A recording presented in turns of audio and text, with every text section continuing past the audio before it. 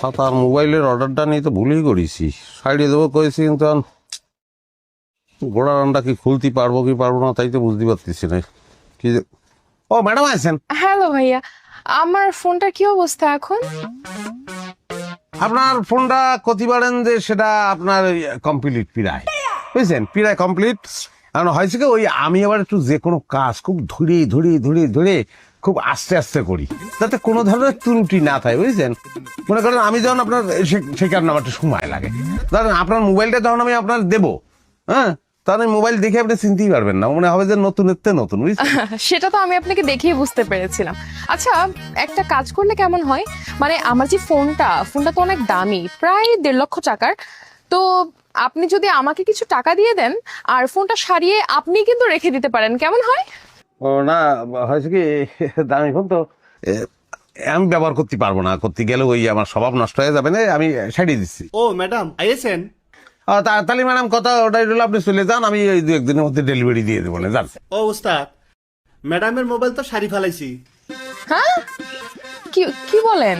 না, তেমন কিছু হয়েছিল না, মোবাইল তো ঠিকঠাকই আছে, জাস্ট চার্জিং পয়েন্ট একটু নষ্ট ছিল, সারি ফেলাইছি। মানে ফোন জুলাস ভাই, তুই একটু ওই দিকে যা দিনি ভাই, আমি একটু প্রাইভেট একটু কথা কব ভাই, যা ভাই। ইদানিং ওর সঙ্গে সব কথা ওই আদর করে ক্ষতি হচ্ছে, বুঝেছেন। তার কারণ আছে, আমি পরে বলতেছি আপনারে। এই চার্জিং পয়েন্ট ও যে ঠিক করিছে, ওটা আমি দেখছি কি করিছে, এমন ভাবে ঠিক করিছে, বুঝছেন। ওটা এরকম করে করলে তো হবে না, চার্জ দিলি পরে পুরা মোবাইলের মধ্যে কারেন্ট চলে আসে। আমি একবার শখও খাইছি, বুঝছেন, উল্টো পাল্টা কাজ করতেছে।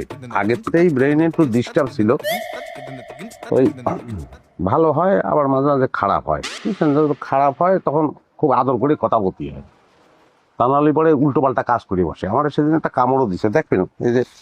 না, ইটস ওকে, দেখাতে হবে না।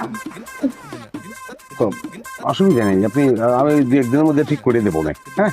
আচ্ছা ঠিক আছে, তাহলে আপনি আমার ফোনটা ফিক্স হয়ে গেলে আমাকে ফোন করেন, আমার নাম্বার তো আছে আপনার কাছে। আমি কল করবো। জুলাস, এদিকে আয় দিনি,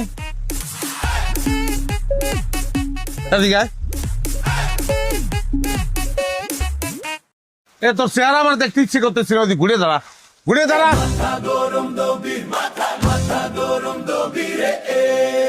তুই এনে ঢুকেছিস কিছু জন্য, কাজ শেখার জন্য, হ্যাঁ। বাপের আগে হাঁটো, কেমন কত বড় সাহস, মোবাইল সাইডে ফেলেছে আমার না জিজ্ঞেস করে, হ্যাঁ। চার্জিং পয়েন্টে ডিস্টার্ব, কয় টাকা দেবে সে?